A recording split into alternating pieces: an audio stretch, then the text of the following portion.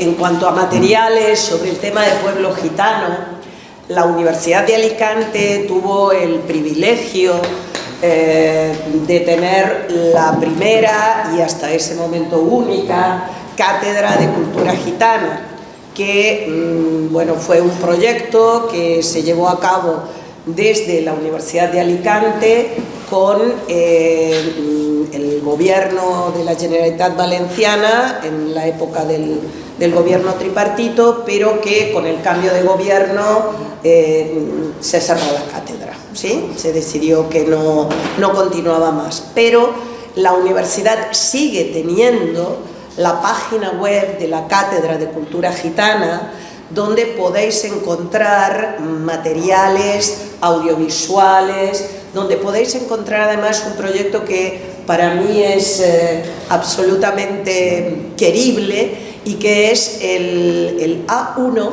de romaní. Sabéis que el romaní es el lenguaje originario del pueblo gitano, que se enriquece con el paso de las comunidades gitanas por distintos países, y lo que conseguimos fue hacer, junto con el Departamento de Lingüística de la Universidad de Alicante y un grupo, una asociación gitana, hicimos el primer A1, el nivel A1, dentro de lo que es el marco de las lenguas europeas. Hicimos el idioma romaní. Entonces yo creo que eso es francamente bonito. ¿Por qué? Primero porque reconoce que es una lengua europea, ¿vale? Es indoeuropea, pero es europea, ¿sí? Reconoce además un elemento cultural. Ahora vamos a seguir, bueno, aquí está lo que es la página de la Cátedra de Cultura Gitana. Tenéis además, aquí está Juan David, tenéis además documentales que hemos hecho, uno que fue Referentes, donde con 8 estudiantes gitanos trabajamos el hecho de ver lo positivo, porque como decía Juan David, y yo coincido plenamente, yo lo primero que les digo a mis alumnos de trabajo social y a mis alumnas de trabajo social es: todos tenemos prejuicios. No hay problema en que tengamos prejuicios, el problema es en no reconocerlos y en quedarse instalados en los prejuicios, porque quedarnos instalados en los prejuicios es ignorancia.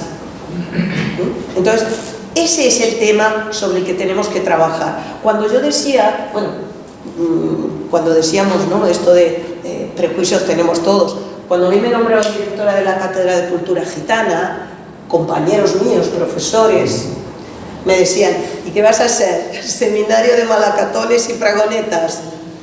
Y yo de pronto empecé a sentir el impacto, ¿no? Pero por otro lado también hubo asociaciones gitanas donde encontraba a alguien que me decía: tú no eres gitana, ¿cómo te atreves a estar al frente de una cátedra de cultura gitana? Entonces, ¿qué quiere decir esto? Que el prejuicio existe en la naturaleza humana y tenemos que trabajarlo, y la única forma de trabajarlo es dialogando, ¿sí? Aunque parezca que eso sea buenismo, no es buenismo, lo que pasa es que es mucho más difícil.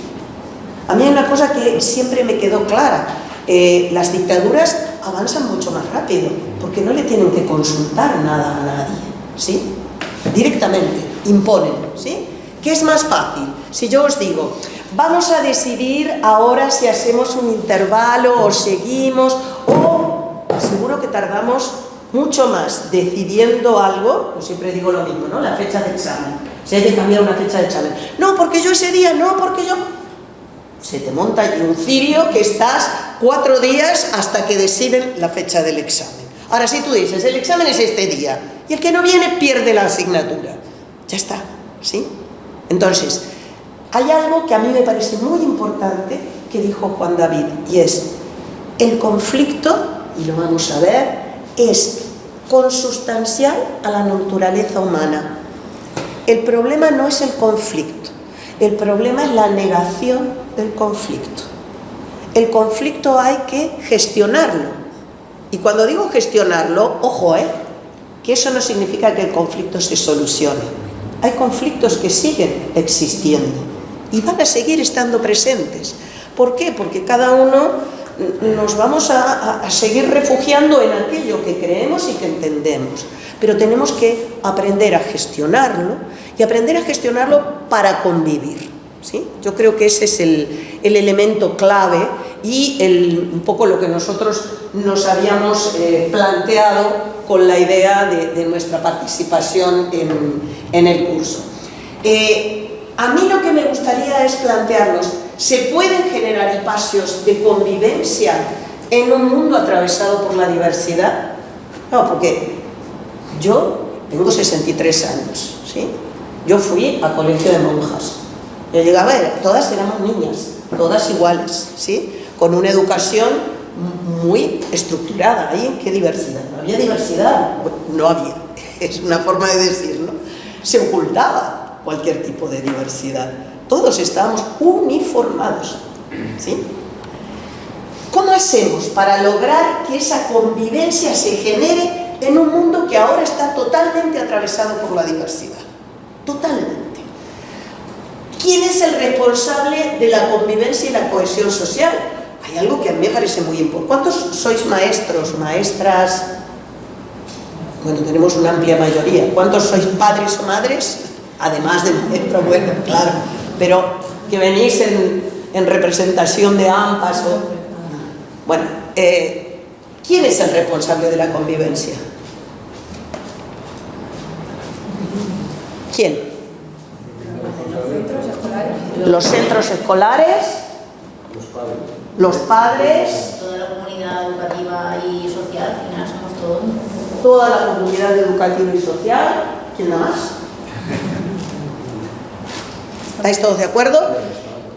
En realidad, todos y todas somos responsables de la convivencia, porque esos niños no nacen en un tupper y los ponen en la comunidad educativa. Esos niños vienen participando de una estructura familiar, donde han aprendido una serie de valores o disvalores, ¿sí? No llegan así como angelitos que no conocen a nadie, llegan participando de una cultura familiar. Entonces, por ejemplo, yo recuerdo comentarios ya hace muchos años hablando de temas de discapacidad. Una amiga que tiene una hija con parálisis cerebral que me decía que cuando ella llevaba a su hija con la silla de ruedas a un parque o así, había madres que decían, ay, no te le acerques a ver si es contagioso, ¿sí? O sea, ha habido mucho tiempo gente que consideraba y que considera, cuidado, la discapacidad como un elemento de contagio. ¿Eso qué quiere decir? Que ahí se dificulta la cohesión social. ¿Por qué? Porque yo le voy a estar otorgando un valor diferente a otra persona, ¿sí? Y ahora, luego vamos a ver también qué es la cohesión social. Y yo os pregunto, ¿tolerar es lo mismo que reconocer y que convivir? ¿Qué os parece? No. ¿Qué es tolerar? ¿Tú no me molestas a mí o no te molesto a ti? ¿Cómo? Si yo no te molesto a ti, no me molestas a mí. Nos toleramos un poco, pero... Nos toleramos, ¿sí? Sin embargo, se habla mucho de la tolerancia, ¿no? Que esto, tolerar es reconocer al otro y convivir pero sí con el otro. te incluye a ti mucho. Vamos a ver. Respeto, etimológicamente significa volver a mirar. Volver a mirar, fijaros, la mirada tiene muchísimo que ver con la convivencia. Cuando no podemos mirar a alguien a la cara, yo siempre, cuando me enfado mucho con el tema de los teléfonos móviles y los ordenadores, que me ha sufrido como docente, lo sabe, y les digo en la universidad el primer día, pregunto, ¿hay algún neurocirujano? ¿Hay alguien que esté esperando una noticia de parto? Claro, todo el mundo me mira como diciendo, ¿qué le pasa? ¿No? Digo, vale, entonces no necesitamos en esta hora y media de clase el teléfono móvil, porque si no me podéis mirar a la cara a mí, que soy la profesora, ¿cómo vais a mirar luego, yo doy trabajo social, cómo vais a mirar luego a la cara a la gente? Tenéis que aprender a quitar la dependencia de la pantalla, ¿no? Me cuesta, ni os cuento lo que me ponen luego en las evaluaciones, ¿no? Con esto de que no deje el tema de los ordenadores. Pero volver a mirar es reconocer a la otra persona. Y reconocer en cuanto a los valores que esa persona tiene. Cuando yo les decía lo de la cátedra de cultura gitana, el hecho de reconocer que hay una cátedra de cultura gitana es el hecho de reconocer un valor al pueblo gitano, pero de reconocerlo porque lo tiene, es volver a mirar esa cultura y entender que no es solamente el estigma, que el estigma se lo estamos poniendo nosotros. Cuando yo he llevado esa película, por ejemplo, a una clase en cuarto año de trabajo social en la Universidad Complutense de Madrid, antes de poner la película Referentes, le pregunté al profesor que me había invitado, digo, ¿tenéis alumnos gitanos aquí, no? Yo había dado clase en la Complutense antes de venirme a vivir a Alicante, y me dice, no, nosotros alumnos gitanos no tenemos. Y digo, ¿de verdad? Una carrera de trabajo social que tenía como 1000 alumnos, que no tuviera alumnos gitanos. Cuando termina la película, una alumna levanta la mano y dice, yo quería decir que yo soy gitana, que es la primera vez que veo que se habla de mi pueblo en términos positivos, y por eso quería decir hoy que yo soy gitana. ¿Qué quiere decir eso? Que si permanentemente sientes que lo que se dice de tu grupo, de tu comunidad, es malo, llega un momento en que tú dices, oye, yo prefiero que ni sepan que soy gitana, porque si falta algo, como me dicen muchas veces alumnos, si falta algo seguro que yo voy a tener la culpa, ¿sí? A vosotros, profes, os pasará, ¿no? Que en la clase si falta algo y hay un gitano, o vienen los padres y dicen, oye, que hay familias gitanas aquí, yo no sé si... Esto pasa muchísimo, ¿sí? Entonces, ese es un problema. Tolerar implica soportar algo que no nos gusta o nos incomoda, sin necesariamente estar de acuerdo con ello, ¿sí? Es decir, yo tolero, vale, te tolero porque... Y es más, cuidado, que la tolerancia se suele poner en un nivel superior al otro. Yo te tolero, porque como yo soy buena persona, te tolero. ¿Se entiende esto? Porque, insisto, lo que os estamos planteando no es algo fácil. La convivencia no es fácil. Y si no, no sé, bueno, yo llevo 35 años casada, pero que se lo digan a la gente que se separa a los 5 años porque no se aguanta. Convivir es algo difícil, ¿sí? Requiere de muchísimo entrenamiento y muchísimo diálogo. Y diálogo, no monólogos entrecruzados, que es el otro problema, que tampoco se los enseñamos a los chicos y a las chicas en los colegios. No les enseñamos a debatir. Y yo, sinceramente, más de una vez me espanto cuando veo, a mí me gustan mucho los debates en el Congreso, y cuando veo a nuestros políticos debatir, digo, la mare de Déu y del desamparat. ¿Cómo le voy a decir a los chicos que debatan si nuestros políticos se insultan de esta manera sin argumentos? ¿Cómo van a aprender a, incluso os diría, quitarle la víscera? Porque a veces es, ay, lo que siento, y en este momento siento que te odio, entonces no me importa lo que me digas, ¿sí? Que yo, ¡boom!, me lanzo, ¿sí? Entonces, ese es un elemento muy importante. Aceptar es otra cosa distinta. Aceptar implica reconocer y estar de acuerdo o en paz con algo, incluso si no era nuestra primera opción. Dificilísimo. Yo hoy tuve una secuencia antes de venir aquí con un tema que es candente y que todos estamos en este problema. Yo nací en Argentina, llevo 40 años aquí, pero nací en Argentina, tengo mucha relación con Argentina, y me invitaron de una universidad a que diera una charla online, pero esta universidad tiene vínculos directos con el Estado de Israel. No es que sean judíos, es el Estado de Israel, ¿se entiende, no? El gobierno.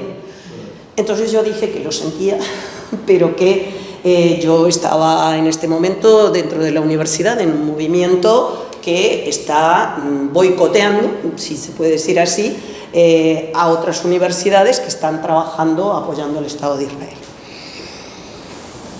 ¡Uf! Tela marinera, porque tú te significas con eso y ya te has puesto a medio mundo en contra, ¿no? Entonces, bueno, eso pasó y le mando a una de las profesoras con la que tengo muy buen rollo, le mando un saludo porque hoy es el día del Año Nuevo Judío, hoy es el Rosh Hashanah. Entonces le digo, bueno, Shana Tova, feliz Rosh Hashanah. Y entonces me contesta, muy bien, pero quita de tu perfil eso de que no apoyas el genocidio en Gaza, agrega que tampoco apoyas a Hamás. Y claro, entonces uno se encuentra en una situación así y ¿cómo debate? ¿Cómo hace para conciliar, para aceptar? Entonces, bueno, le dije, mira, te entiendo tu posición, sus padres viven en Israel, entiendo tu posición, pero entiende lo que te estoy planteando yo. Y busquemos un punto de encuentro, porque es que si no, ya lo decía Gandhi, ¿no? Ojo por ojo y nos quedamos todos ciegos. ¿Entendéis que es muy difícil enseñarle a los niños a convivir y a debatir en un mundo donde los adultos somos incapaces de debatir y de mantener argumentos que nos permitan reflexionar? Claro que yo entiendo que si sus padres están viviendo en Israel, esta mujer está con el corazón encogido, pero es que yo también veo lo que está pasando en Gaza. Entonces, ¿dónde nos ponemos? ¿Cómo hacemos para lograr ese punto intermedio? Por eso yo os decía que cuidado, que los conflictos se gestionan, no necesariamente se resuelven, ¿sí? Con esto no quiero decir que ahora ya son a las 8 nos vamos todos a llorar, no. Claro que hay que trabajar por resolverlo, pero lo que quiero decir es eso, que no es fácil. ¿Por qué? Porque en la medida en que nosotros pensamos que las cosas son flower power, no solucionamos nada. Y transmitimos a los niños superficialidad.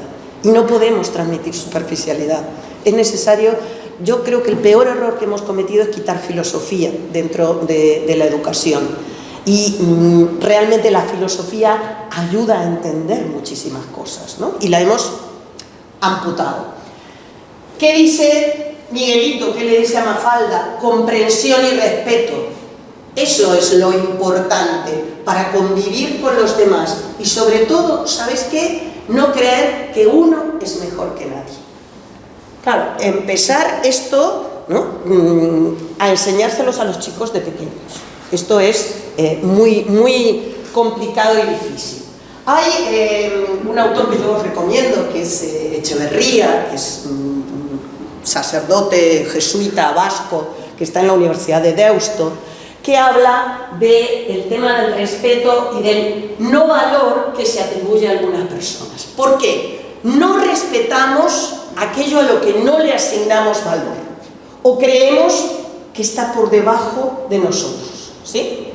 Este es el gran problema. Entonces él dice, disvalor es alguien a quien, bueno, tenemos que eliminarlo porque son un riesgo para el bien común. Yo escuchaba el otro día hablar a algunos alcaldes rechazando el tema de niños inmigrantes y realmente los comentarios que se escuchaban, claro, esos comentarios los escuchan vuestros hijos, los escuchan vuestros estudiantes, vuestras estudiantes, y eso impacta, eso impacta.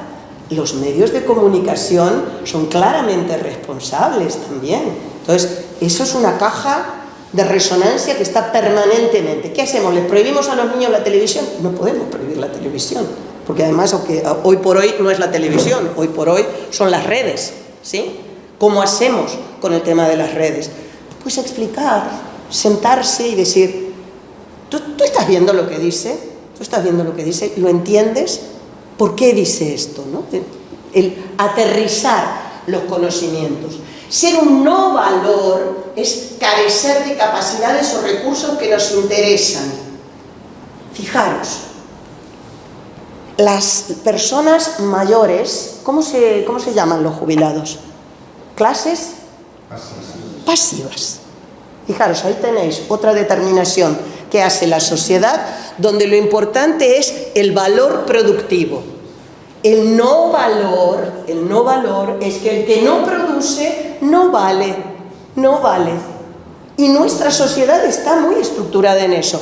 Fijaros que no hablamos de la riqueza social, los valores sociales, hablamos de capital social. Y el capital social es algo que está muy asumido por nosotros. Capitalismo, ¿entendéis? Que hay como todo un sentido de que lo bueno es lo que produce, lo que produce mucho. El valor medio para lograr fines de otras personas. Hay personas que son valiosas porque se las puede utilizar. Por ejemplo, cuando se hace defensa de la migración, que a veces yo digo, madre mía, nos estamos tirando tiros en el pie. No, es muy importante que vengan los inmigrantes porque así hacen el trabajo que nosotros no queremos hacer. Y lo hacen más barato. Y tú dices, ostras, Pedrín, aquí está bien, gracias, pero no me defiendas. ¿Entendéis? ¿Sí? Y esto se le traslada a los niños. Entonces, cuidado con esos mensajes y con lo que eso va significando. Donde hay vida, hay conflicto.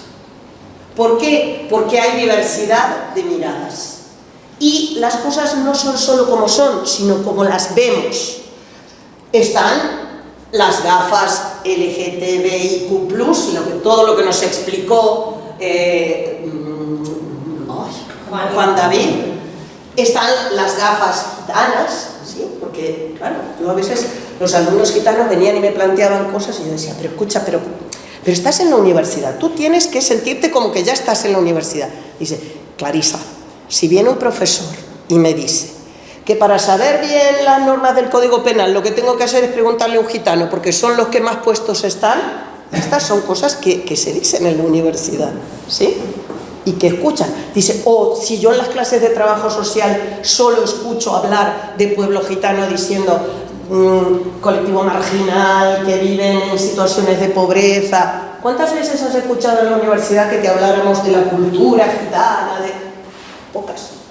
¿Sí? Entonces, ese es el problema. ¿Qué cosas de la historia del pueblo gitano se dan en clase? Sabemos que la primer profesora de matemáticas universitaria en Europa fue una mujer gitana. No lo sabemos, eso no lo decimos, ¿sí? Como mucho decimos Lola Flores, que solo tenía un abuelo gitano, con lo cual también es como para hacérselo ver, ¿no?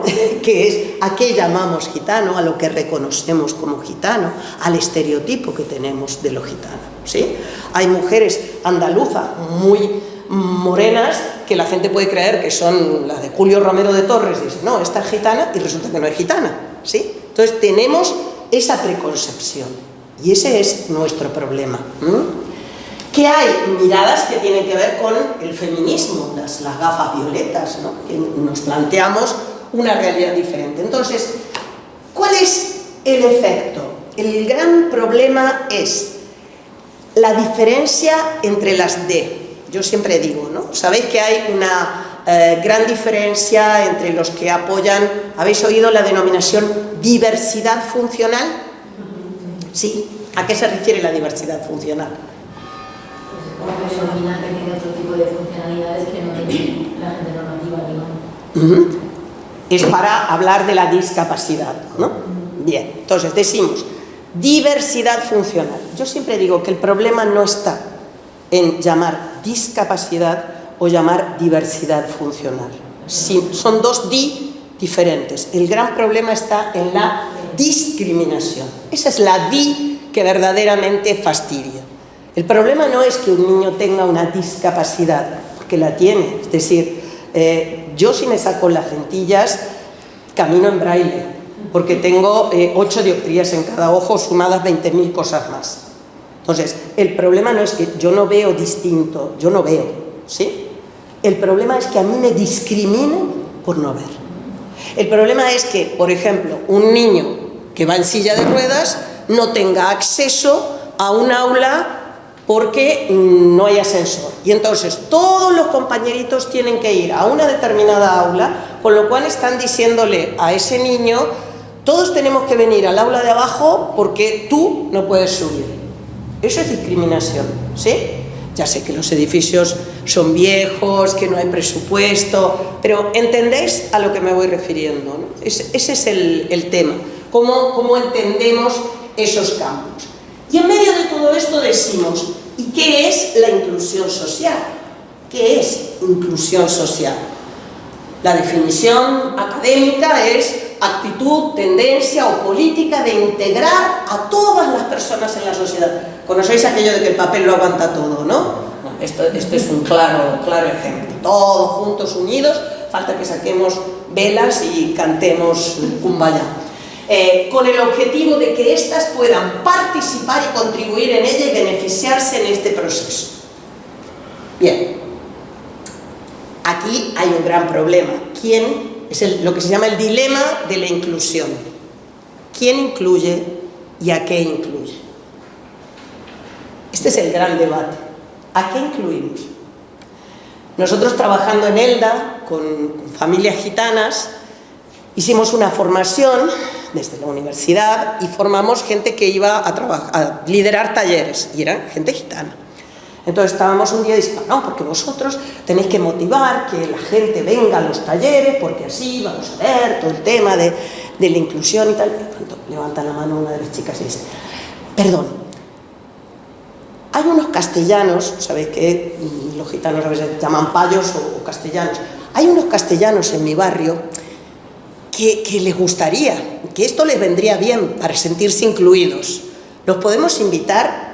Y claro, nos quedamos todos mirándonos los unos a los otros como diciendo, ostras, Pedrín, que tenemos que aprender nosotros qué se entiende por inclusión. Es decir, ¿a dónde estamos incluyendo? ¿A qué estamos incluyendo? ¿Sí? Este es un elemento clave.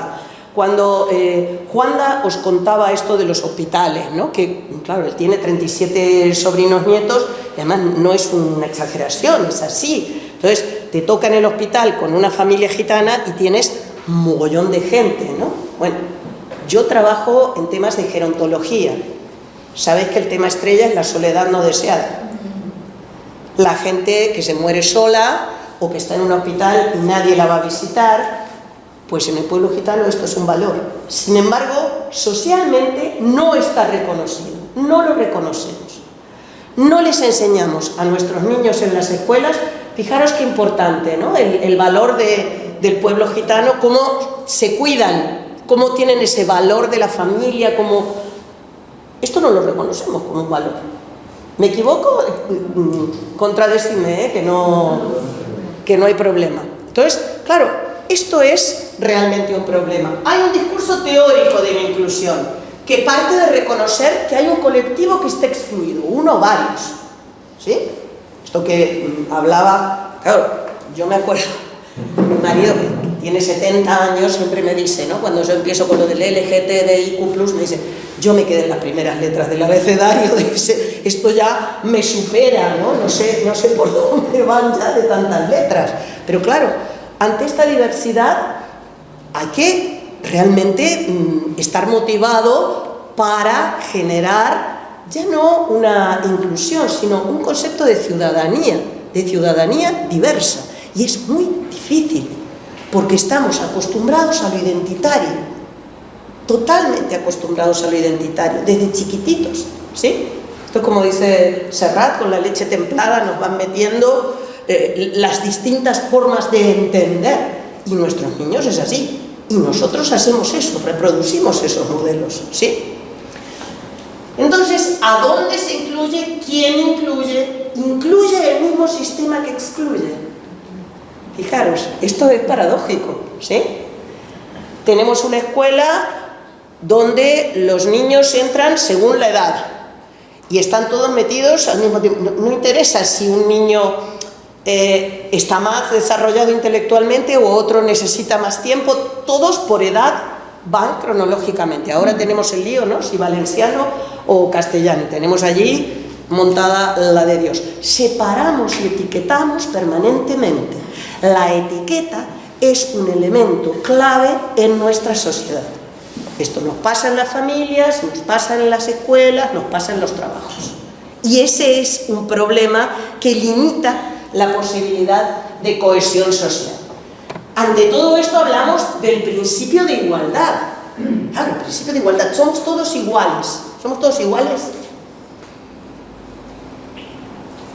Somos iguales en derecho, pero en personalidad no. Ya, y eso nos suena divino. Y lo decimos y nos quedamos anchos como Dios. Pero ¿y qué nos pasa? Es así, claro. Somos diferentes. Tú y yo no somos iguales. Tenemos historias muy diferentes. Pero quizás tú y yo tenemos historias que podrían unirnos. ¿Sí? Y nunca buscamos esas. Ese es el tema. Buscamos siempre aquello que nos diferencia de los otros. Yo siempre digo, cuando a veces en las escuelas se hace, bueno, que los niños extranjeros, cada uno traiga la comida de su tierra y probablemente un chiquito marroquí de 10 años lo que más le guste sea, no sé, ir a un McDonald's, porque a él lo que le hace ilusión es eso. Y no está pensando, y nosotros decimos, no, porque la carne de cerdo, de no cerdo, de vaca, ¿qué es lo que comerá? Y a los chiquillos lo que les gusta es lo que les gusta a todos los chiquillos. ¿Se entiende esto? Y buscamos siempre aquello que nos diferencia. Cuidado con las inclusiones folclóricas, porque esto pasa muchísimo y estamos muy acostumbrados. Vamos a ver, la feria, para que conozcamos, porque el racismo se combate viajando. Yo conozco a algunos fascistas que han viajado por el mundo entero y que vuelven y te dicen lo mismo que te decían sin haber salido de su casa. Cuidado con eso, ¿sí? O sea, el racismo se combate con otras cosas, no con viajar. Si no, las agencias de turismo serían, vamos, centros de inclusión social que ni te cuento. Y no es así. Entonces, esto es importante. Se trata de ir razonando. Y luego se trata de entender otra cosa.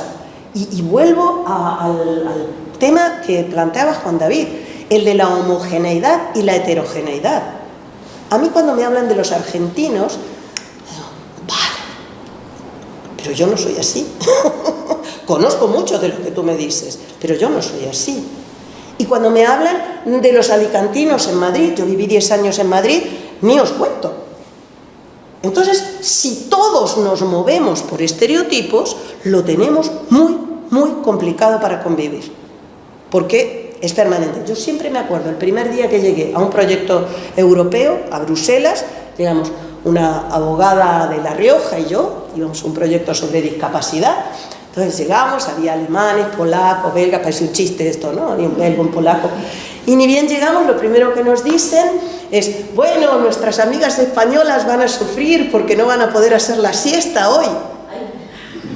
Claro, yo la primera, directamente en el hígado, y yo la miro a Maite y le digo, ¿tú haces mucha siesta? Nunca. Digo, bueno. Entonces, es el estereotipo. Y llegábamos nosotros y, bueno, llegaron las amigas españolas, ahora llega la fiesta. Pero tío, ¿qué soy yo? Un payaso de feria. ¿Entendéis? Entonces, fijaros cómo, y estoy hablando de un nivel universitario, de proyectos europeos, ¿sí? Entonces, ¿qué nos queda para los chavales cuando dicen, uy, mira, ese es el gitano, este es el moro, y entramos en ese estereotipo, ¿no? Entonces, ¿qué es lo que pasa? La inclusión no puede ser concebida como una caridad, como una dádiva. La inclusión tiene que formar parte de lo que es la cohesión social. En la medida en que hay cohesión social en un territorio, todo el mundo se beneficia. Pero esto es de cajón de madera de pino. Si los niños se llevan bien, todo el colegio se beneficia, ¿sí? Si no hay una segregación de un grupo, todo se beneficia. Pero para eso tiene que haber lo que se llama el reconocimiento, ¿sí? En la inclusión y en la cohesión social vinculamos ese concepto, la inclusión, la participación. Que la gente participe no es que pegue un post-it en una pared y ya está. Participar es tomar parte en las decisiones, ¿sí? Es que hay que hacerse cargo de lo que se está decidiendo. Y esto se puede aprender, y se puede aprender desde pequeños, ¿sí? Los procesos participativos son elementales.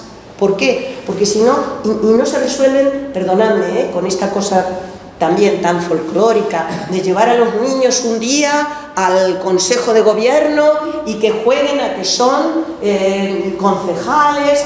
No, no. Ese no es la enseñanza de lo que es la participación, ¿sí? Hay que dar un paso más allá, porque esas son figuras simbólicas, pero cuidado porque los nenes se quedan con eso y las nenas se quedan con eso y no avanzamos. Tenemos que buscar nuevas formas de participación, donde realmente se vea otra manera de tomar decisiones, porque de tomar decisiones está hecha la vida. ¿A que sí? Es que lo que más quisiéramos para nuestros hijos e hijas es que supieran tomar buenas decisiones, ¿sí?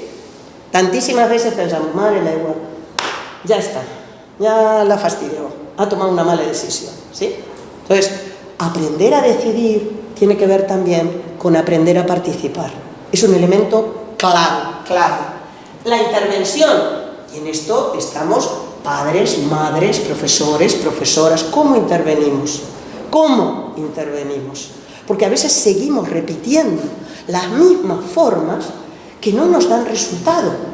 Yo esto lo hablo mucho, por ejemplo, para los servicios sociales, por la parte que te toca, María. En los servicios sociales, no, es que tenemos casos de familias que son familias crónicas. No, perdona, lo crónico no son las familias. Lo que has cronificado es la forma de responder a las necesidades de esa familia. Porque si hasta ahora lo que has hecho no ha dado resultado, pues hija mía, no te sigas dando con un canto en la cabeza. Prueba otras formas de intervenir. ¿Se entiende? Y esto vale también para los profesores. La innovación no es poner inteligencia artificial, el superordenador, claro que eso está muy bien, pero la innovación es sentarnos y pensar con los chavales qué es lo que nos está pasando para que existan estos conflictos, para que no podamos gestionar la diversidad, para que España sea de los españoles.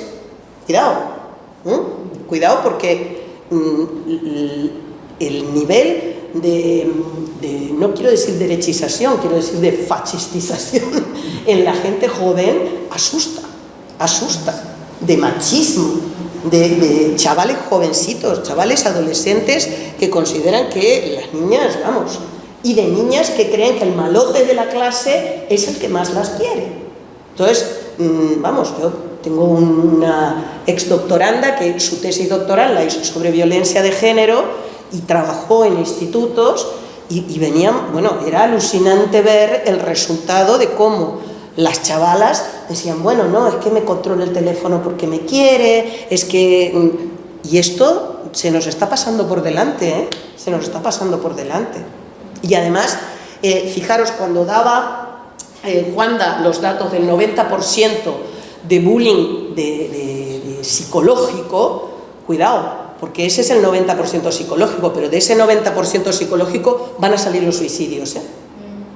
O sea que es psicológico en la identificación primaria, pero luego vas a tener suicidios, vas a tener autolesiones, vas a tener un montón de problemas, ¿sí? Entonces, cuidado con eso porque es indudablemente importante.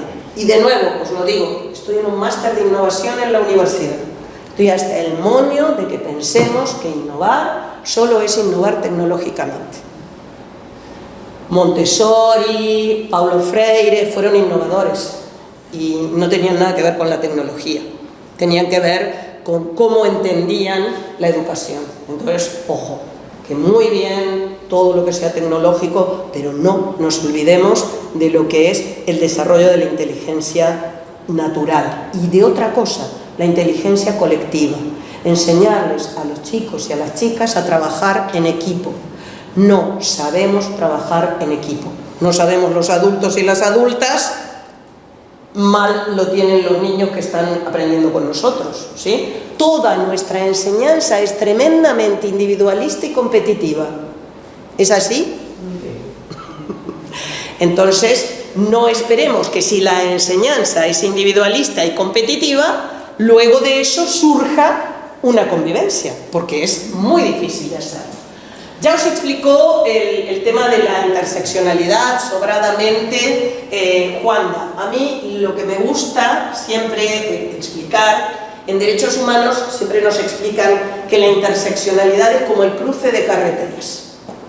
El lugar más peligroso cuando conducimos es donde hay intersecciones de carreteras, ¿sí? Donde nos pegamos la hostia seguro es en el cruce de caminos.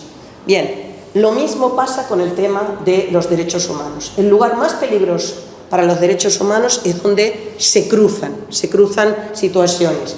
Una niña con discapacidad, gitana, pobre, ¿sí? Todo eso se cruza. Y fijaros que lo hablaba yo con una persona del CEFIRE que me decía, ¿sabes qué pasa? Dice, por ejemplo, nosotros no tenemos niños gitanos con dislexia. No nos llegan casos de niños gitanos con dislexia. Digo, ¿pero por qué? ¿Qué me estás diciendo? Que entran en el grupo gitanos. Entonces, tienes que atenderlos como que son gitanos y sus problemas educativos son porque son gitanos, no porque tengan una dislexia, no porque tengan una discapacidad. Se desconocen, ¿sí? Se tapa totalmente. Os digo, yo he trabajado y sigo colaborando en temas de discapacidad intelectual muchísimo tiempo y, por ejemplo, otra de las cosas que pasa es que en discapacidad intelectual como que se considera que no tienen problemas de depresión o psicológicos, porque claro, como tienen discapacidad intelectual, ya está. Y a mí una psiquiatra hace 30 años me dijo en el hospital de San Juan, dice, es que estos chiquitos no tienen mente. Y claro, yo me quedé, digo, la que no tienes mente eres tú, que has hecho psiquiatría y me dices eso. Pero no nos horroricemos, que una es la anécdota que conocemos, pero hay muchísimo más de todo esto, porque en los ámbitos institucionales y profesionales nos falta formación. A mí cuando dicen, somos las generaciones mejor formadas, cuidado, somos las generaciones con más títulos. No sé si las mejor formadas, porque la formación es permanente. No podemos colgar el título, eso me lo habrás escuchado decir tú, ¿verdad? No podemos colgar el título y decir, San se acabó. Hay que seguir permanentemente, Y esto, vamos, es el gran desafío.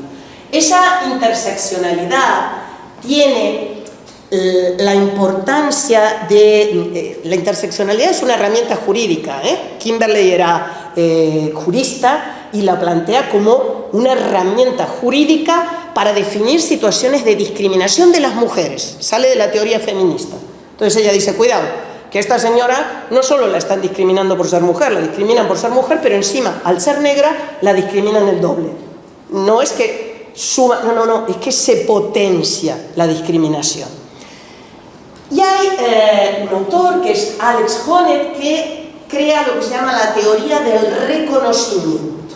La teoría del reconocimiento. Y aquí está la gran clave en lo que yo os digo de cómo trabajar con los niños y las niñas y cómo trabajar con todas las personas. Si de entrada nosotros a un crío le decimos no vas a llegar a nada, no vas a poder, tú, bueno, mira, mejor que te dediques a otra cosa porque no vas a dar. Que tampoco digo que haya que decirle a todo el mundo que todo el mundo va a ser premio Nobel, que esa también es otra fantasía muy fuerte que tenemos. Y que le decimos a todo el mundo que lo más importante es ir a la universidad. No, lo más importante no es ir a la universidad, ni mucho menos. Y además, como digo yo, la universidad tampoco da la felicidad. Así que eso también hay que tenerlo en cuenta. Pero Honneth habla del reconocimiento, porque dice que el menosprecio y la negación de reconocimiento tienen una incidencia identificable en el origen de los conflictos. Si hay una pelea, ¿por qué es la pelea? Es que me dijo negro de mierda, o me dijo gitano ladrón, ¿sí? O me dijo gorda, o me dijo fea, o me dijo maricón, ¿sí? ¿Eso qué es? Eso es claramente un menosprecio. Entonces, lo que plantea Honneth es la importancia de trabajar con esas situaciones y evitar que se den esas situaciones de menosprecio. Menosprecio a la integridad física, ¿sí? Cuando una persona tiene una discapacidad física, no, este no ve, no camina bien, cuando hay un menosprecio, hace falta que haya un reconocimiento emocional, que esa persona se la reconozca, ¿sí? Lo mismo que yo os decía de estos chavales, el día que estrenamos la película Referentes, tuvimos 200 personas en el salón de actos Germán Bernasser de la Facultad de Económica, estaba de gom gom. ¿Por qué? Porque todo el mundo quería venir a ver a su hijo que aparecía en la película, ¿entendéis? Entonces, reconocer a las personas. Siempre trabajamos desde la teoría del déficit, y este es un problema en la educación.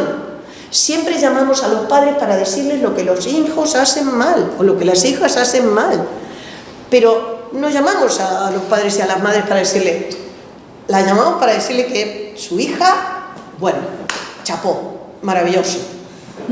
¿A que no? Entonces, permanentemente recalcamos lo que se hace mal. ¿No estás de acuerdo? Yo solo suelo hacer, llamamos a los padres. Bien. Solo sea decirle, pues enhorabuena porque es un trabajo de equipo. Si la familia no se puede. Bien, fantástico. Y ya está, y me cuesta 30 segundos, no me cuesta más. Perfecto. Y a partir de ahí, y has visto que te da buen resultado. La familia cambia totalmente. Porque normalmente cuando me haces el teléfono sí que ha hecho mi hijo. Sí, pues mira, es que resulta que hoy. Y es verdad que a mí me cuesta mejor una tarde entera, pero me compensa. Te compensa. ¿Estáis de acuerdo? Compensa. Yo creo que es elemental. Eso compensa a vosotros y compensa muchísimo al niño. Exclusión de derechos, pérdida de capacidad de ejercicio de derechos.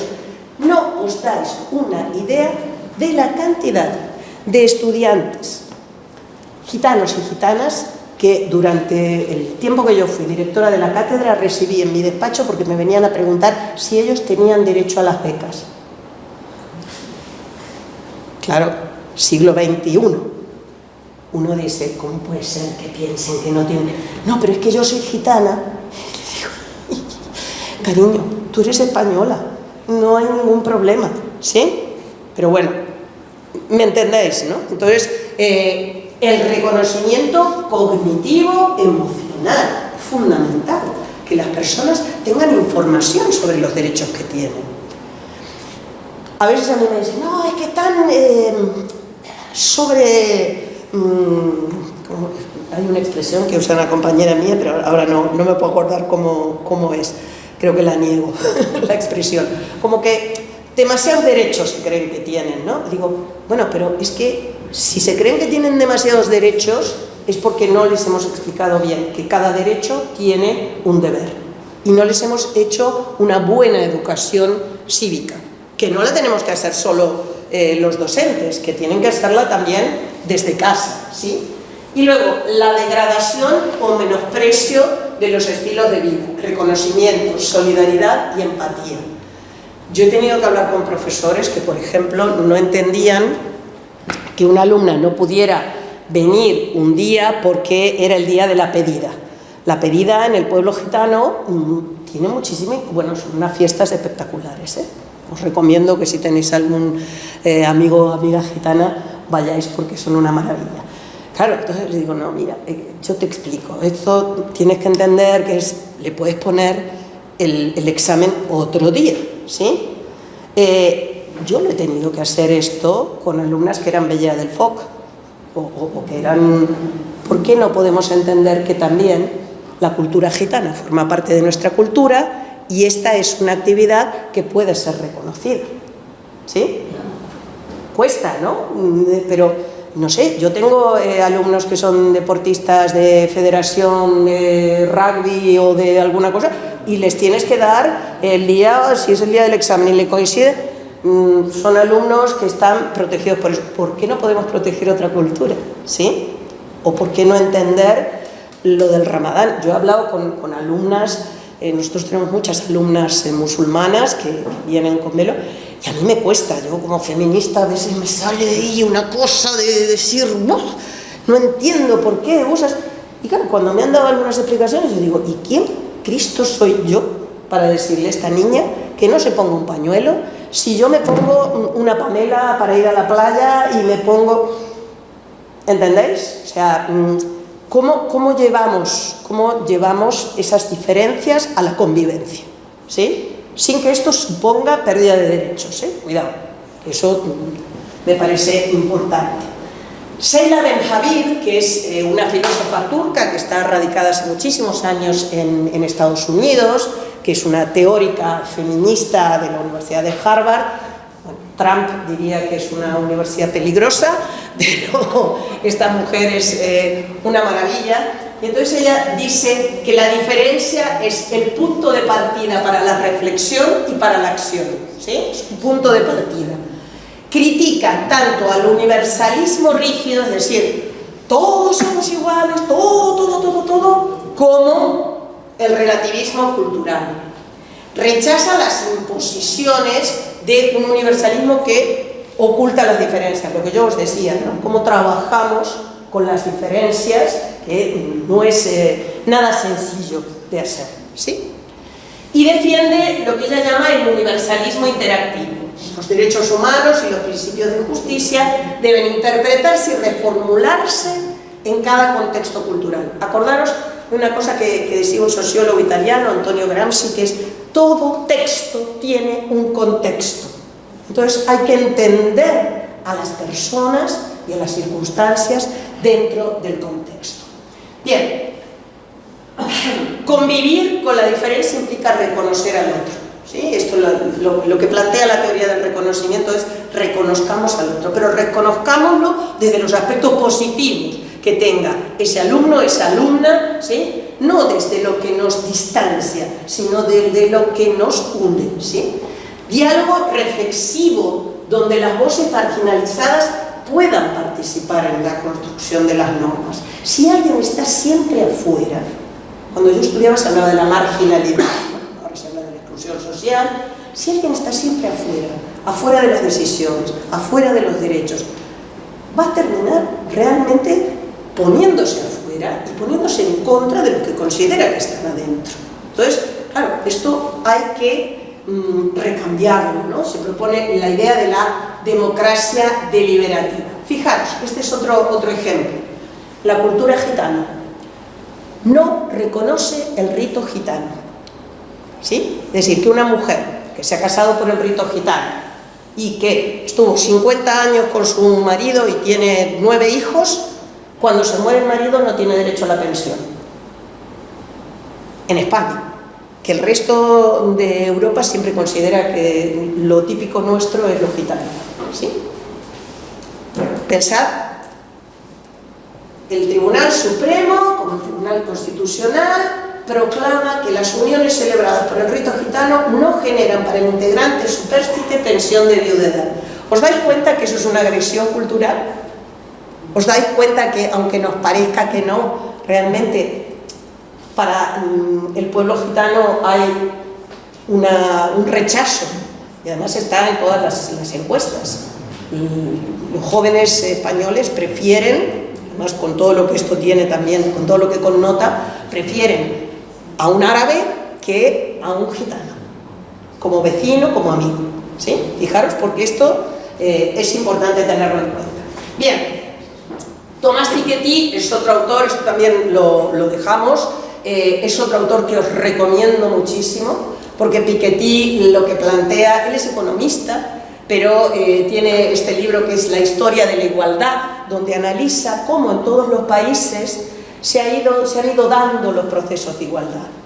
Esto tiene que ver con lo que se llaman las condenas de cuna, ¿sí? La condena de cuna, ¿os suena esa expresión? O sea, que tú naces en un determinado sector social y ya estás condenado, ¿no? Hay una reproducción de la pobreza, una reproducción de las condiciones. Entonces, bueno, ¿cómo trabajar para que esto realmente no se traslade a las políticas sociales? Que es el otro problema que tenemos, las políticas sociales y las políticas educativas. Pronto viene algún iluminado y dice: no, ahora como esto nos ha dado resultados, lo vamos a aplicar en todas las escuelas, y no escucha lo que está pasando en cada escuela, ¿sí? Y no escucha ni a los maestros, ni a las maestras, ni a los padres y a las madres, ¿sí? Bien, la cohesión social, entonces, en definitiva, yo lo que destacaría es la conciencia de ciudadanía que tiene que generar. Y os vuelvo a repetir, no hay magia. tiene que trabajarse desde cada casa y desde cada colegio, ¿sí? Hay que estar convencidos de que a través del diálogo podemos lograr que los niños y las niñas reflexionen. Y es indispensable, porque si no los estamos condenando a una vida muy triste. Además que nos estamos condenando nosotros, que eso os quede claro, nos estamos condenando como sociedad. Bien, la convivencia en definitiva es un proceso dinámico, ¿sí? No hay fórmula fija para la convivencia.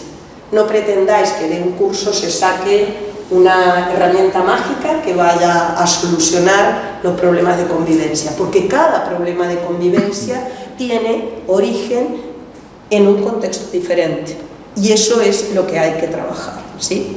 Yo tenía, bueno, muchas más cosas, pero quería hablaros también del tema de la discapacidad, sobre todo el tema de discapacidad intelectual, porque en este momento estamos teniendo, por ejemplo, con temas de autismo y con temas de TDAH, muchísimos casos, ¿no? Y una de las cuestiones importantes para entender la discapacidad intelectual es que hoy, esto es todo material que yo trabajo de FEAPS, de lo que era antiguamente FEAPS, que hoy es Plena Inclusión, que es la asociación de todas las entidades que trabajan en el ámbito de la discapacidad intelectual, y que lo más importante no es lo que no se tiene, sino la red de apoyos que se genera. Y este es un elemento clave. Entiendo perfectamente que tener personas con discapacidad intelectual en el aula es complicado, ¿sí? Si no tenemos los apoyos que son necesarios para trabajar. Pero entiendo también que le da una riqueza y una humanidad al aula que de otra manera no tendrían. Y que esos chavales y esas chavalas que comparten aula con personas que tienen una discapacidad, luego van a ser mucho mejores ciudadanos, os lo aseguro, ¿sí? Eso es un elemento clave. La importancia de los apoyos que estén centrados en las personas, que no hagamos las cosas en general, café para todos, sino que estén absolutamente dirigidas a la realidad de esa persona. Bien, y en definitiva, entender que la persona con discapacidad es también una persona, no es la discapacidad. Por eso nosotros siempre insistimos en hablar de persona con discapacidad, que es una realidad, ¿sí? Es lo que yo os decía antes, si yo me quito las lentillas, no os veo, vamos, no te veo a ti, así de sencillo. Mis gatas tiemblan cuando me levanto a la noche para ir al baño, porque saben que me puedo llevar, vamos, a las dos puestas, ¿de acuerdo? Bien, en definitiva, necesitamos ciencia, conciencia, paciencia, persistencia y coexistencia, tanto para las madres, para los padres, para los niños y las niñas, y para profesores y profesoras, ¿sí?